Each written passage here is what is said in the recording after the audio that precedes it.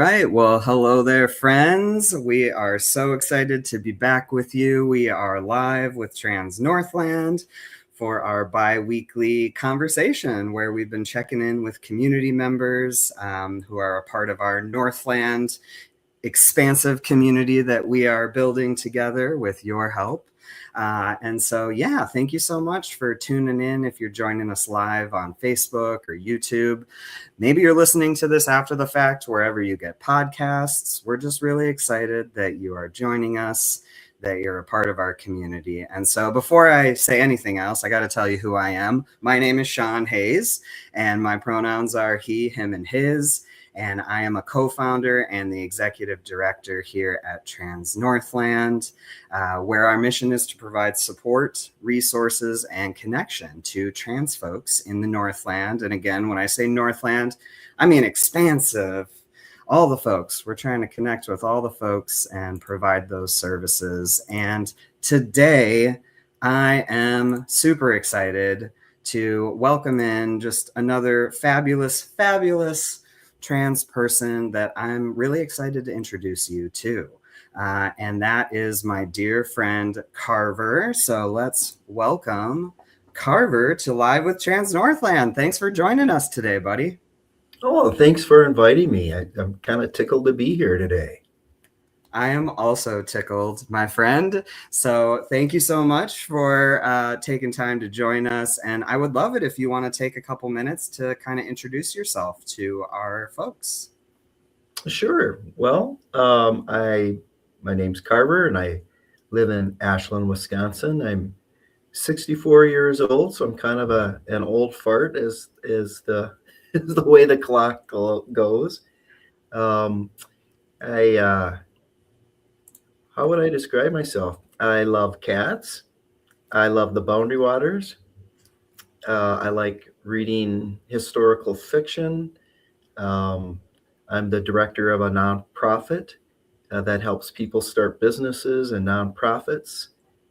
And I'm kind of a summertime guy, so I'm glad the sunshine is out today, and I'm patiently waiting for summer to roll around. I hear you. Yeah, the sun is out here too in Duluth, and it is needed. I feel like I need it today. So yeah, I'm going to also echo that. And we are getting closer, my friend. The days are getting longer. I just pointed that out to my daughter the other day. I was like, look, when I pick you up, it used to be dark, and now it's not completely dark anymore. Yeah, exactly right. So we are getting close to that favorite season of yours. So yeah. And so thanks. I'm just really excited to chat more with you. And as some folks know, one of our first segments that we do in these conversations is our Gender Joy segment, which is such a favorite of mine, I have to say. And we know how crucial joy is these days, my friends. And so really trying to be intentional with creating moments where we can not only create the joy in our lives, but then share that with folks. And hopefully that passes on the joy and extends it, right? And so, yeah, gender joy, gender euphoria. Carver, what do you have to share with us today? I'm so excited. There's this, I live in my family home, the house that I grew up in. And there's a full-length mirror on the second floor outside of all the bedrooms. And I have hated that mirror my whole life. And nothing ever looked right. I never was happy with what I saw in the mirror. Everything was uncomfortable and caused me dysphoria. And I don't have that relationship with that mirror anymore. And every morning when I get ready for work and I get to put on the clothes that feel good to me, and I check my fit before I head downstairs and make sure everything's buttoned and zipped and tied. And I look at that mirror and it's like, damn, this feels really, really good. And I get to feel that every single morning. I'm just the luckiest guy ever. Yeah. Man, hit me in the feels, my friend. Ooh, because I just know that, I've experienced that feeling as well. And it's not all the time for me, Sometimes I'm like, man, I don't love that reflection. You know, some days it's still hard, but Mhm. man, feeling is just, there's nothing quite like it to just feel like at home in your person, and just like those things are connected, and feel like they are interwoven together in a way where we didn't get to experience that for like most of our lives. So, Exactly right. Yep. gosh, I love that. You know, let me see. I got to think. So, gender joy for me, you know, it's funny. I've been going on this journey with my hair over the last several months. And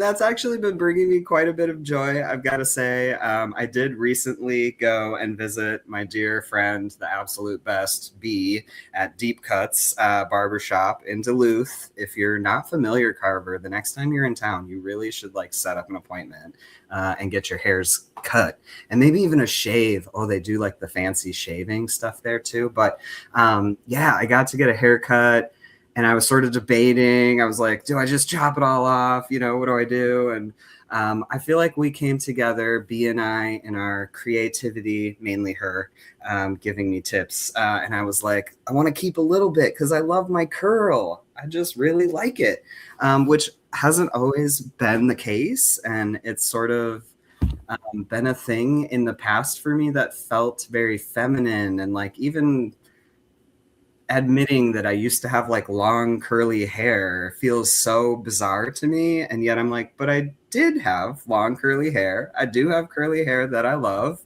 And I'm just embracing it in new and exciting ways. So that is my gender joy. For those of you who are listening, I'm sorry you don't get to see me like playing with the curls as I'm saying these things, but you can tune in on Facebook or YouTube to check it out. It looks great. It looks great, man. Oh man. Well, thank you so much. That's very kind of you. And thanks for sharing some gender joy with us, Carver. So important. All the joy. Gender, joy, just in general. We need all of it. So, all right. Next up, we're going to mention a couple of events that Trans Northland has coming up, ways that you can connect with us and the community we're building. And also, we're building like into the larger community. We want to expand. And so, a part of that is sharing really cool community events that are coming up that we have nothing to do with. We just want you to go and check out these cool events and support all of these amazing individuals in our community and organizations that are planning a lot of cool stuff. There's so many ways to get connected and to get involved. And so upcoming for Trans Northland, though, we are excited. The Free Mom Hugs group has reached out, and we are yet again partnering with those lovely folks to put on an event that we are calling Kindness, Crafts, and Connections. And I'm going to just read the little blurb that Melinda wrote up because I think it's perfect. And it says, things have been very heavy. Kindness costs nothing, but means everything. Come and have some yummy treats, do some crafts, practice self-care, and join us, Trans Northland, and the Free Mom Hugs, and dads and parents at the Imaginarium. So that's Saturday, the 21st of February, and it's going to be in the afternoon from 1 to 3 p.m. At the Imaginarium. I might have already said that, so just but join us there at the Imaginarium. We would love to see you. And those events have just been very calm and soothing and just relaxing. And gosh, we need those. We need those spaces. So thanks to Melinda and everybody at Free Mom Hugs for continuing to partner and collaborate with us. We love y'all, all the hearts. And then I'm also super excited to share news. More info is going to be dropping about this soon. A flyer is being finalized and all of that. But we are excited to be partnering with the House of Queer as well as the Body Electric to put on a anti-freeze benefit community event and drag show. And so I want all of you, I know there's not a graphic or a Facebook event or anything yet, but right now stop what you're doing and mark down, because this is going to be fabulous. And we are going to raise a lot of money for mutual aid to support our neighbors in the Twin Cities metro area. And we're also looking at doing a fundraiser to potentially have folks bring in like winter gear donations to donate somewhere here locally as well. So more info to come, but there will be music, there will be aerial performances, there will be community resource tables that you can connect with. We're going to ask those community resources to have all their volunteer opportunities ready to go for you too, because we want you to connect. We know that everyone has a role in this time where Minnesota is under siege, as well as so many communities across our country right now. And so there's a way that you can get involved, and we're going to have them tell you how to get involved. There's also going to be like a silent auction. And again, some incredible drag performers are being lined up for a show. So that's going to be at the Depot on Friday. Let me pull it up to make sure. Yes, March 6th. So mark your calendars that evening. You're not going to want to miss this show.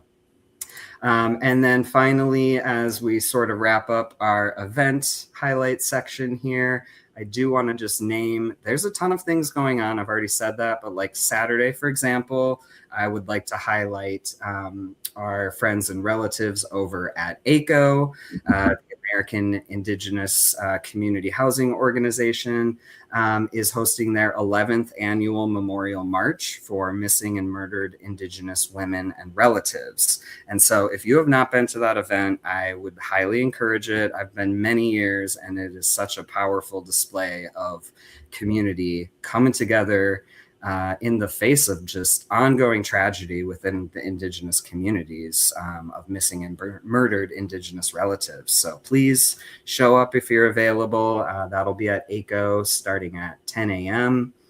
And then for a different sort of pace event, there's like a new queer board game club that Outfront Minnesota is hosting, also happening Saturday afternoon. So board games, there's art clubs, there's so many ways that y'all can connect and find safe, inclusive community. So you can check that out again at our events calendar at that link below.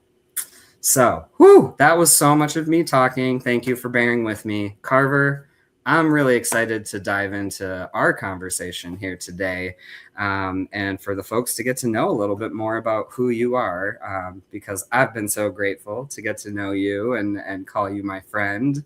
And so as we start our conversation, tell us, what has it been like? What's your experience been like, as you mentioned, coming out later in life as a trans man, coming out in a small town that you grew up in, that you now live in that home, that you grew up in. What has that all been like for you? Wow, that's a lot right there, right? It's only an hour show. I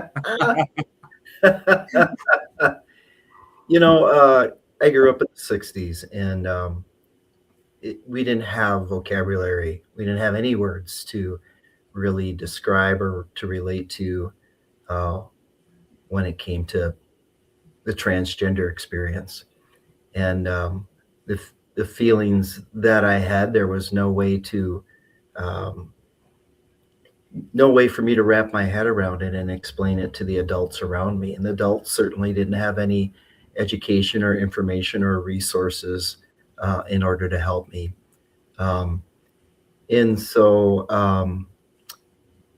growing up was, in my mind, it was basically learning how to conform to what everybody's expectations were for me. There wasn't any other options, or at least it felt like to me as a kid there weren't any other options. And spent most of my life conforming and learning how to accept and learning how to get along. I did not really learn about the transgender experience. I really didn't learn about what dysphoria was, and that there were words to describe how I felt, and that there was a medical community out there that was willing to support me on a journey if I chose to make that. as far as transitioning until I was in my early mid 50s. And it was shocking to me when I first met transgender people and realized that there was a connection there. It took me a while to actually wrap my head around it and to accept and come to the understanding that I am indeed transgender. It didn't happen like automatically. I had to put two to two together to come up with four, and a lot of times I wasn't coming up with four. And finally, my it connected, and I went 2 + 2 is 4. Oh my goodness, I'm transgender. And in some ways, I think there's some easier things when you're an older person. It's easier to come to the understanding that you're transgender when you're older, especially if you're deciding to transition. But in other ways, I think it's more difficult than if you were 18 years old. And I imagine some of the easier things are, I'm not as dependent on parents as a young person would be for their acceptance and their love. I have my own support system, and I'm independent and can take care of myself. I think it'd be very hard when I try to put myself in a young person's standpoint or remember what it would have been like for me at 15 or 20, to come to that understanding and then talk to the people that love me. But on the other hand, it can be a little bit harder. Again, from my experience, I can't speak for any other transgender person, but for me, it was harder because I spent decades learning how to get along and how to conform and how to uh, ignore some of the voices in my head that were talking truly about what was in my heart, right? And you have to relearn some of those things, or permit yourself to relearn some things and become more of your authentic self. And it's decades that you have to kind of unravel in that regard. Yeah, and living in a small town. So right now I live in the town that I grew up in. I left when I was 18 after high school, went to college, went in the military, lived in a lot of different places, had a lot of different experiences. Um, Came back, probably I was in my early 50s, maybe 50 years old when I came back, and then came to the realization um, that I was transgender. And when I decided to transition, I thought very hard about whether I wanted to go somewhere else to transition, uh, or if I felt like I could do it in my town, both emotionally and physically safely. And I wasn't really sure. I really did not know how my town was going to react. It's a town of about 8,000, um, somewhat liberal. I mean, we're kind of a blue area in a red state, but that doesn't guarantee anybody's safety as well. I wasn't quite sure how it would be received. Um, but I did decide to stay. And again, I think that is because I have a lot of protection and privilege as a transgender people that many other transgender folks may not be able to enjoy. Part of that being that I'm white, that I transitioned from female to male rather than male to female, which has its own challenges.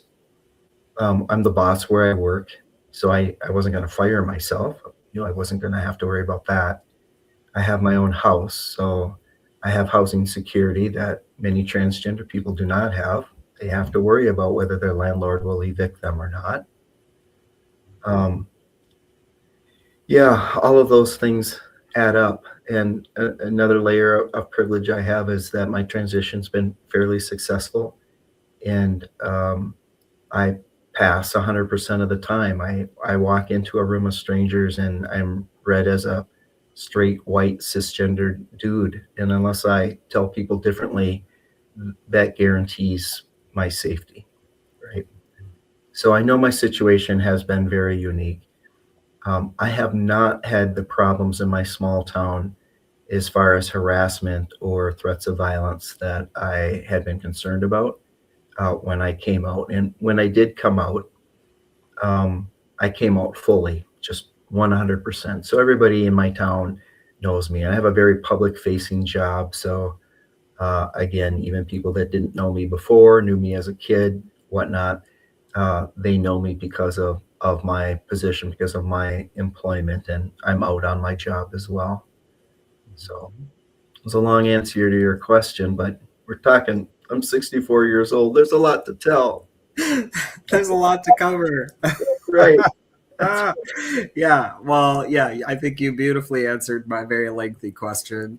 And it's very interesting. I always appreciate how you talk about all of the different privileges that you sort of have and hold, in your life and in your experiences, and like owning a home, and right, and in the white bodies that we, those of us who have those, and then masculine, all of the male privilege. I mean, I just have to say I really appreciate, I mean, that always comes out in our conversations, and it's like we have to, those of us who have all of these privileges, we can't just like say it one time and then like, okay, move about our days. Like, it is something to stay sort of intentionally focused on those pieces of who we are, because I think, as you and I have talked about, like, that's where our power comes from, and our ability to use that privilege and to navigate those rooms that our Black and brown trans relatives would not be able to easily access,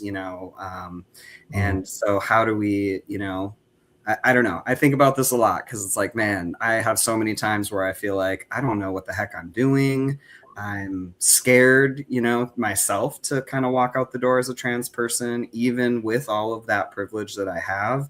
And yet, like, how do I continue to think about how do we use that power? Because that's what we got to be doing, using it for good, right? And so maybe we can be the ones who open those doors, and then like, come on, everybody. These are the folks who are going to do the talking now. And so I just wanted to name that you always mention that. And it was something that made me remember a story that you had told me that I'm curious if you'd be willing to share, after you started passing, right? And you started walking into the rooms, and people assumed, they look at you and see potentially a cis straight white man. And I'm wondering if you know what story I'm talking about, but there was like a particular queer event that you had wanted to attend, and you had some concerns about, the folks in that room, maybe having concerns about you, and like, who is this guy and should he be here? I don't know if you're willing to share a little bit. Yeah, absolutely. So this was an event at a college where I used to work at, but I no longer worked at. I worked at it when prior to my transition, right? And I knew all the young people that were there. After I transitioned, I wasn't working there anymore, just coincidentally. And I returned there one evening to go to a drag show. And, that was one of my favorite things when I worked at that college, was to perform in the drag shows and cheer everybody on. And it was so much fun. And so I was really looking forward to going to this performance, but I didn't know any of the college students anymore. And I walked in prior to the performance starting, and looking like I do now. And I saw the looks on the students' faces as they turned around and looked at me. And it the message that I was getting is they were trying to figure out if I was a threat to them or not, and if I was there to cause trouble. And why would this single older white guy in a flannel shirt be walking into their drag show performance, right? And it really got me smack dab in the heart, right? And I decided right then and there that I don't ever want anybody to wonder, when I walk into a room and they don't know me, if I'm a friend or if I'm a threat to them, right?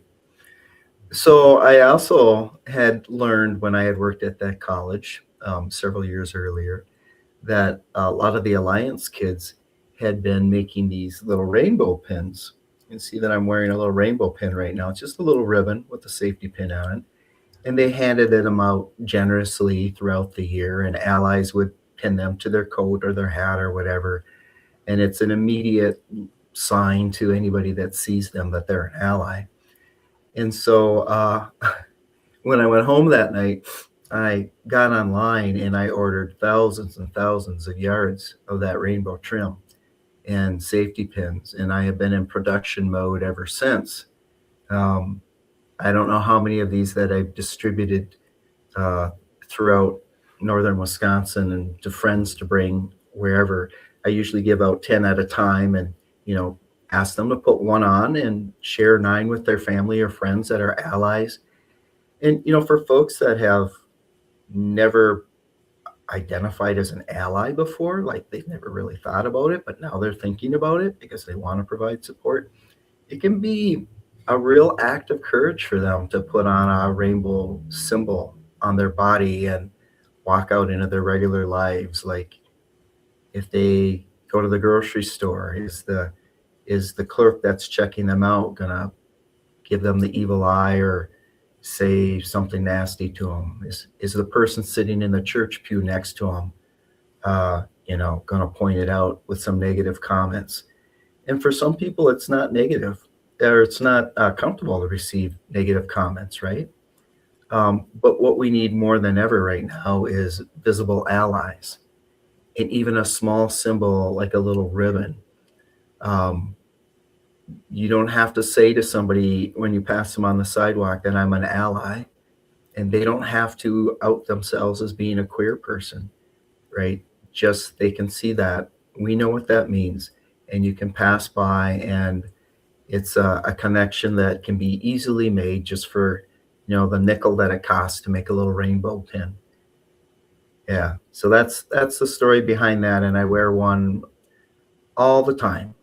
I I just think they're just amazing little pieces of sunshine that we can put on our clothing and help us connect with folks throughout our day. Mm-hmm.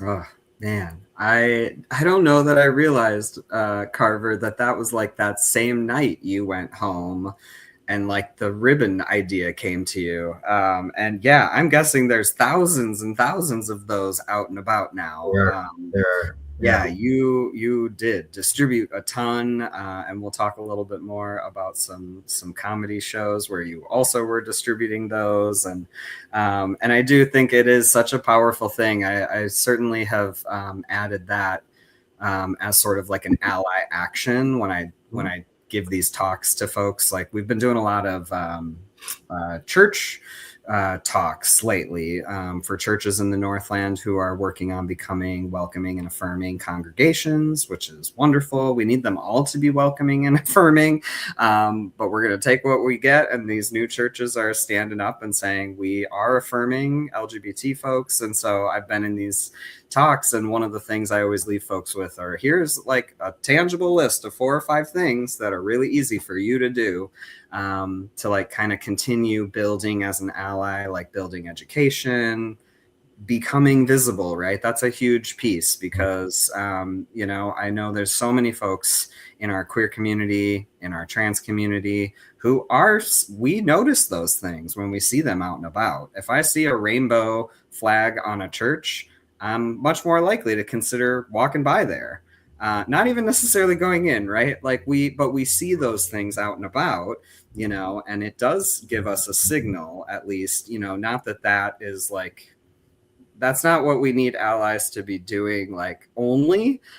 We need you to be talking to your family and friends and educating yourselves and the people in your lives about the issues that trans folks and queer folks are facing right now, which are extensive. But yeah, just, that's like a great baby step. If you're a new ally, hey, if you're an old ally and you don't have something hanging on your purse or your backpack or a bumper sticker on your car, there's a lot of queer folks and trans folks I know who removed those things after the election and who have made those choices to remove them for safety. And you as allies, y'all can be our shields. Like that's what we need you to be, is our visible shields showing up at these events, and letting us know that you are allies with that visibility. So I Yeah. just want to say thanks. And also, it's a whole nother sort of conversation, but just this idea of who in the LGBTQ community do we welcome?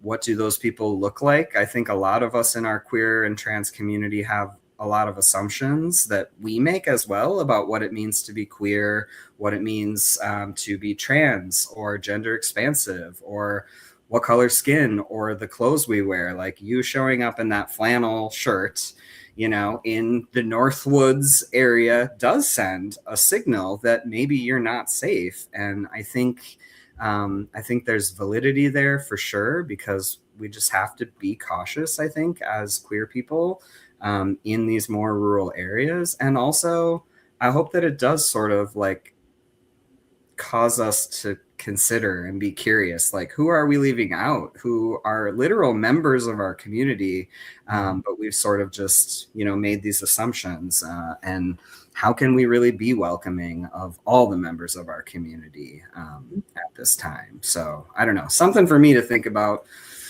for sure. So I appreciate that, Carver. Another thing about being an ally, I mean, I've heard more often in the last year or so, which is great. People saying, if I see something going on that's not right, I'm gonna stand up and say something about it, right? And I appreciate people saying that, but the idea of waiting until something happens, I think we can do better than that in a lot of situations. And there's something that I call preemptive allyship that I think is really important. An example for me was when I came out, I made a Facebook post, and I remember very carefully crafting this statement about, to my friends and family and all of my Facebook friends, because they didn't know. I had actually transitioned during COVID while I was working at home remotely, and nobody knew I was transitioning. I got to do it in private, which is, wow, whoever gets to do that. But coincidentally, I got to, just because that's the way the cookie crumbles, right? But when it was time for me to go back to work, I decided, well, I better let people know I look a hell of a lot different than I did before COVID. And I wrote this long Facebook post and explained what dysphoria is, and that I'd chosen a new name, and you know hit the post button on my Facebook page, and I went, wow, you know what? Probably gonna lose a lot of friends, and I'll probably get some negative comments here. Just kind of waiting for those to start rolling in, and it took about 60 seconds because it was a long paragraph that I'd written, but all of a sudden people started, the heart emojis, the thumbs up, the the like emojis, and the comments started coming in, and it was, good for you. I love your new name. If you're happy, I'm happy. And they just started just scrolling down in my feed for that post. And there was over 200 positive comments. And unbelievably, there wasn't one negative comment that was made. And it's really important to point this out, because I do believe that the sheer number of people that made themselves visible as a supporter of mine by commenting um, discouraged any of the bullies from coming forward. That's what I really think happened, right? And that was, 4 or 5 years ago now. And I think that's given me another layer of protection where I live in the online community. That preemptive allyship, that people were supportive of me. Yeah, it's really important. It's really important to do that. So again, by putting ribbons on, by putting pride flag yard signs in our yards or the windows of our front porches, in our workplaces, you're sending messages to, um, to queer folks, right? That you are a friend. You are sending a message to people who maybe don't identify as an ally yet, but who would consider doing that. It gives them a little bit of courage to do so as well. And then thirdly, you're sending a message to the haters that don't don't even don't even with me, right? This is not the environment for you to be bringing up any of your nonsense. And that's all of those things are so important simply by displaying some symbol of being an ally preemptively before the bad things can even start. That's my opinion. Woo. Woo. Carver. I mean, yeah, I love everything you said there. I mean, there's just I think such a depth to the ways that you've thought about this. And I just, yeah, I feel grateful that you're sharing not only with me but the people here, because there's I think that's something I remember, about maybe I'll sort of mention this before we move into our next question. But I know, you and I had talked shortly after the election. I think you had probably called to check in on me, and we were checking in together.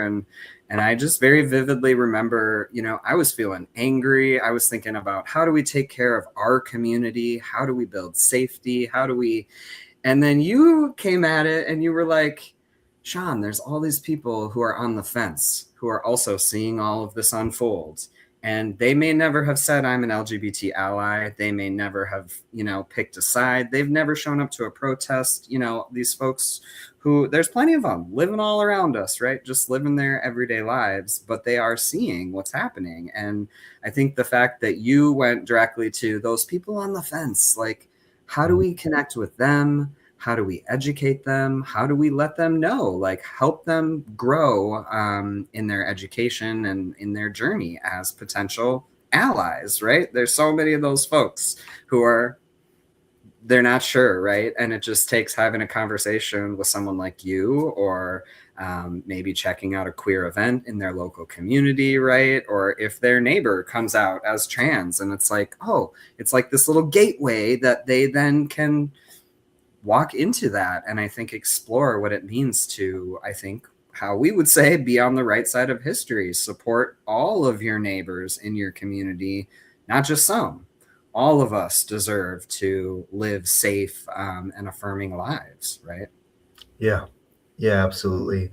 I think that again, this is my opinion. I don't have stats on any of this, but I feel like there's a certain segment of the population that are dyed in the wool supporters of LGBTQ folks. They're allies, and you're never going to change their mind. And I think there's another section over here of people who hate, and you're never going to change their mind. It's a lost cause. Don't even argue with them. And then there's this really big percentage in the middle of folks that they don't have information. They think that they don't know anybody who's queer or trans. They probably do, but they don't know that. And but they're appalled by what's going on in our country today, and they don't know what to do about it because they don't have the information, they don't have the education, they don't have easy opportunity to do so. And those are the folks that we would love to reach and to help them along in their journey to becoming more supportive of everybody in their communities. But in this particular case, of course, we're talking about LGBTQ folks. Yeah.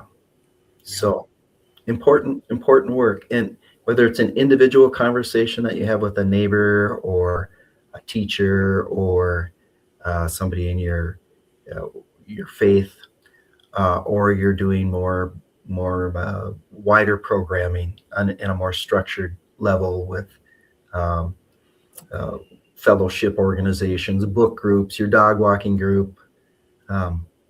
There's lots of opportunities to make headway, and all of these little steps, they add up. They do. I couldn't agree more. They do. Some days I'm like, they're not adding up fast enough, Carver. But they are adding up, and there are more and more people who, I believe, and we're all witnessing, who are being activated and who have never shown up and who are given funds to mutual aid funds and who are delivering groceries, right? In all these ways, right? In response to ICE and that escalation and just terror that Minnesota and lots of communities are experiencing right now with those federal folks. But yeah, okay. So I'm going to shift us here now, Carver. This is not a great transition, but it's always funny when throw that, but ching. But I would love to get into, can you talk a little bit, you mentioned briefly in the beginning, kind of about the work that you do. I'm also going to expand this. Can you tell us about that, and your role there? But also you do things out in the community. I would love for you to share just a bit about some of like the training that you've done in partnership with healthcare folks. And then I feel like now might be a great time to mention that other fun summer thing that's coming up too, potentially. Sure. So I've had a really eclectic career. My degree is in forestry, but I spent time in the Marine Corps. I've been a police chief. I've been a writer and an editor, an artist. I've done a lot of. Basically, I did everything that my high school guidance counselor told me not to do when you're trying to plan out your career. But it's brought me to this point now where I'm the director for a nonprofit, and we help people start businesses and turn what might be a hobby or a dream into a money-making venture with which an entrepreneur can make a living and provide a legacy for their children as well. And it's a lot of coaching, it's classes, it's a lot of relationship building. It's finding out where people are and where they want to be, and then going out and finding resources that are going to support them in the good work that they're doing in the journey of their personal lives. And it's been an incredibly rewarding job to have, and I have an amazing staff that I get to work with, and it's a helper type of job for sure. And there's those of us that gravitate towards jobs where we feel like we can be helpful, and I'm one of those relationship type people. So that's what I do during the day. Whoa, and can I ask too? So if folks are interested in those services, do they have to live in Ashland? Do they have to live in Wisconsin? Or if someone was an entrepreneur, wanted to connect, how does that work? So my nonprofit organization serves Ashland County primarily, which is where the city of Ashland is located in northern Wisconsin. But there are resources available throughout northwestern Wisconsin and northern Minnesota, by the way, other nonprofit organizations that do the same sort of work that we do here. And if anybody was interested in being connected with the organization that serves them, they can certainly contact me, and I'll connect them, because that's also a big part of what we do. I'm a small nonprofit. I can't provide all of the things that people need, but I bet you I know who can. I know a lot of people, and I have a lot of phone numbers and emails, and a big part of my job is trying to connect people with the resources to fill in the gaps for what they need for support. Yeah. Nice. So beyond that, a couple of years ago, I started working with healthcare providers, understanding. This started because I had come back from one of my transitional surgeries and needed physical therapy, and was getting physical therapy here in Ashland as I was recovering from my surgery. And my physical therapist said, we haven't met a lot of transgender people, certainly not a lot that have had transgender surgery. Wondering if you would be willing to do a lunch and learn with me and my colleagues and talk to us about the transgender experience, about transitional surgeries. We would like to become more comfortable and more confident in serving our patients. And so that was the start of something that is kind of growing. And I have been honored to have been invited to talk to several of the different healthcare providing organizations in northern Wisconsin. Sometimes it's virtual, sometimes it's in person.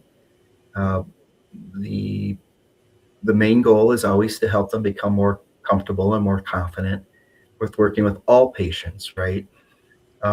Because they don't get that training in the medical field, and many of them want to make sure that they're providing a comfortable and safe environment for LGBTQ folks as well. And that's been really, really good, important work. I feel very good about the progress that we're making with healthcare providers and the fact that so many of them are interested in um, all that type of training for their shift workers and everything from mental health care workers to peri-op, uh, operating room folks, and physical therapists, and so on. I think there's a lot more work to do in that regard. So I'll continue to expand that and make myself available to do that. And if you are a healthcare provider or you have connections with healthcare providers that you think might be interested in that, I hope that they contact me. And then I'm going to go into a little bit about the show, Sean, if we have a little bit of time here before we head into the summer events. Yep. But I was driving home from Minneapolis this was about a year ago, I guess. And I was driving back on Highway 35 up to Duluth, and I was like, oh man, these healthcare programs are doing good. I'm reaching a lot of folks, but man, the state of the country right now, I need to be talking to a lot more people if we're going to be encouraging people to become visible allies and uh, be more open and visible for everybody, whether they're a healthcare provider or they're a teacher or they're a janitor. Doesn't matter. We need to reach more people. We need to set up um, some comfortable barriers to protect people because things could get pretty rough in the future. And as I was driving along, I'm like, yeah, I need to be able to stand up in front of 100 people at a time or 200 people at a time. And that doesn't intimidate me at all in my job. I do presentations all the time. So it wasn't like a big deal to think about talking in front of people. It's a little bit of a big deal to talk about strangers, about your body though. And to be vulnerable as a transgender person, I can say over and over again that I have protections and privileges that other transgender people may not have, but that doesn't mean I'm completely feel safe going in front of a crowd of people and uh, talking about myself. And in order to be able to really, really connect with people and have them humanize the transgender experience, I need to be 100% open with them about my journey and some of the most vulnerable things about that, right? So, yes, I decided while I was driving back to Ashland through Duluth that I was going to start doing a show, and part of the show was going to be about providing information and education. Part of the show was going to be about giving them ideas, the audience ideas about how they could become visible allies and preemptive allies. And then because I don't want it to be too dry and vanilla, and also because uh, going through second puberty at the age of 58 uh, um, resulted in a heck of a lot of funny situations for me. I decided that the third part of the show was I was going to weave in a lot of comedy into it and tell some of the funny things that have happened to me and some of the situations that I have been in that are really rather ridiculous. And you have to have a sense of humor about, right?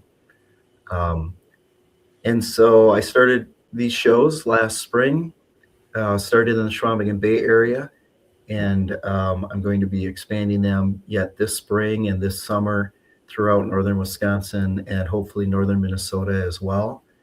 Um, and it's an interesting time to be doing that. But I always have people come up to me after the shows and talk to me about somebody they know or maybe themselves, and needing to make connections with somebody or connections to resources like Trans Northland. And it's it's a way to reach a lot of people really quickly, and I think that's where we need to go. So yeah, so that the next thing that I'd like to talk to you about is again an experience that I had when I was young. When I was 7 years old, I was able to go to a camp in northern Wisconsin, uh, down by Saint Germain, and this camp had been well established, beautiful camp on a small lake with these beautiful old cabins, and they had started a week-long session for families that had developmentally um, um, disabled children in them. And I have an older brother who's developmentally disabled, and so my family went to this camp when I was 7 years old, and it was the first time that I got to see uh, my mom, who was a single parent of 6 kids. My dad had left the family shortly after I was born. Um, get to connect with other parents of developmentally disabled kids and sit down and talk about all the emotions of doing this in the 1960s when there weren't very many resources, the fear, the anger, the guilt, all of those things. It made quite an impact on me, even as a kid, to see how important that was to my mom to be able to connect with parents in similar situations. And then for me, it was the first time I got to run around in the woods and catch frogs and paddle a canoe and, you know, fun things like that. Um, and so this last summer, I went online to see what that camp was doing, and I said, why don't we have a camp session for uh, families and single people who are part of the queer community that might not feel completely comfortable going to other camps, right? I can imagine, especially for transgender children, going to like a all children's camp where you've got to share a cabin with 10 other kids, or there's expectations of what swimming suit that you're supposed to wear rather than the one that you feel comfortable in. Why don't we start a camp for queer folks? And so that's what we're doing. And this summer, June 10th through the 14th, will be our very first season, our first session. Again, this is for families that have LGBTQ people in them or individuals. It is for folks of any faith or no faith. Uh, the camp is actually owned by a Christian denomination, but there are no boundaries on folks coming, and this will not be a camp that is a camp session that is religious based at all. Um, and it will be an opportunity for all family members to be able to connect with other families that have similar situations and similar challenges, and a way for us to bond and connect and roast some marshmallows and sing some campfire songs. And Sean, I'll be passing you more information. The marketing is getting finished just today. I'll be passing you more information along with some links to the camp registration site, so that people can read more about it online at the camp's website and potentially register for that. It's pretty exciting. It's only 4 months away, so don't tarry, don't linger. This camp happens shortly after most schools end, in early June. Yep. So, And that will be right after Trans Joy Fest, y'all. So continue the joy and go to camp. I know I am going to try to get there with my 7-year-old kiddo. I've never been to camp myself, and she hasn't either. And so we are very much hoping to get there, and all of you should also come join us. It's going to be a lot of fun. and I want to make sure that it's really clear that this is for not just transgender people, it's for all queer people, any orientation, any age, young people, old people as well. This is a very inclusive group of people that are going to be joining us. So please, if you have any questions, feel free to call. We're going to have a lot of fun. Yeah. Oh my gosh. I'm so pumped. So thank you so much for sharing about that, Carver, and just for all of the cool ways that you are showing up and building community. I just love it. I love to be a part of it. And all of y'all should join us because this is great. And holy cow, we're like already out of time. So I'm going to throw up the question that we always ask our guests at the end because we know we need to be taking care of ourselves, especially these days. So Carver, what are one or two ways that you are taking care of yourself these days? Yeah. Well, the first one is I'm trying to drink a lot of water because I tend to forget to drink water. Yeah. So, but the second way is I realize that when I go home from work at night feeling kind of exhausted from all of my contact with people, I tend to feel a lot of anxiety about what's going on in the world, and I get my phone out and I'm doing this, and my anxiety is increasing, and I'm isolating myself because of that.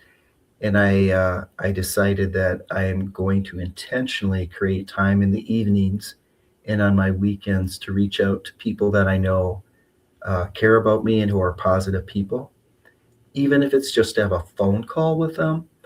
But if I can have some in-person time with them, 30 minutes to go get a cup of coffee together, to share a hug, but intentionally put myself in the path of people that are kind to me, to make sure that if those days that I forget to take care of myself, that those folks will wrap me up in a big bear hug. And